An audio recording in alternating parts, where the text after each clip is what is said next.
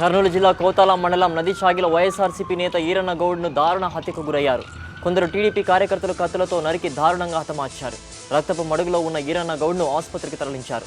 చికిత్స పొందుతూ ఆయన చనిపోయారు. పోలీసులు కేసు నమోదు చేసుకుని దర్యాప్తు చేస్తున్నారు.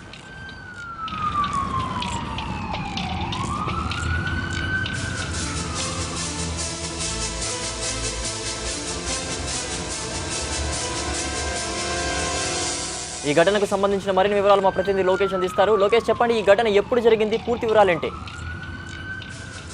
కర్నూలు జిల్లాలోని కౌతాల మండలం నదిబాగి గ్రామంలో వైఎస్ఆర్ కాంగ్రెస్ పార్టీ చెందిన ఒక కార్యకర్త ఈరన్న గౌడ్పై నిన్న సాయంత్రం 5:30 ప్రాంతంలో అతి దారుణంగా కత్తులతో దాడి చేసి చంపడం జరిగింది.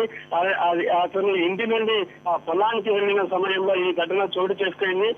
ఏదైతే ఆ కుటుంబ సభ్యులు మాత్రం ఈరన్న గౌడ్ పొలానికి వెళ్ళాడు, తిరిగి వస్తారని చెప్పేసి అనుకుంటున్న సమయంలో రాత్రి 9:30 అయినప్పటికీ కూడా ఇంటికి చేరుకోపోగా ఆ కుటుంబ సభ్యులు పొలానికి వెళ్ళి చూడగా రక్త మడుగులో పడి ఉన్న ఈరన్న గౌడ్ను చూసి ఒక్కసారి ఆ కుటుంబానికి షాక్ గురయ్యారు. ఇది పాత కక్షలే అని చెప్పేసి ఆ కుటుంబ సభ్యులు చెప్తున్నారు. ఎందుకంటే గతంలో జరిగిన ఎంపీటీసీ ఎలక్షన్ లో ఈరన్న గౌడ్ వైఎస్ఆర్ కాంగ్రెస్ పార్టీకి మంచిగా సేవలు అందించడం జరిగింది. అక్కడ గెలుపుకు కూడా కారణమైంది.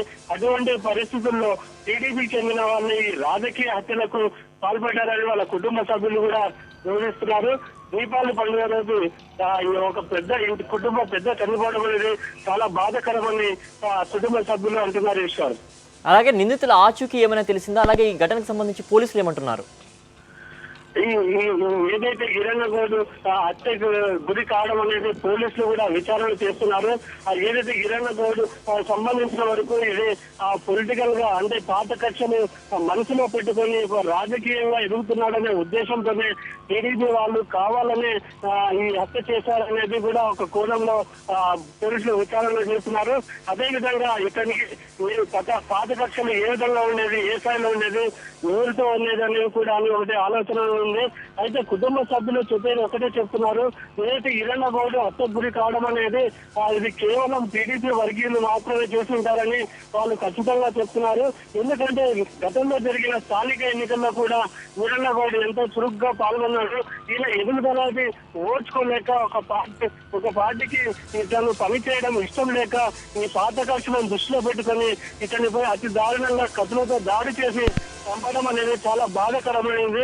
వారిని ఎటువంటి పరిస్థితుల్లోనైనా కఠినంగా శిక్షించాలని ఆ కుటుంబ సభ్యులు కోరుకుంటున్నారు. Okay Lokesh, thanks for the updates.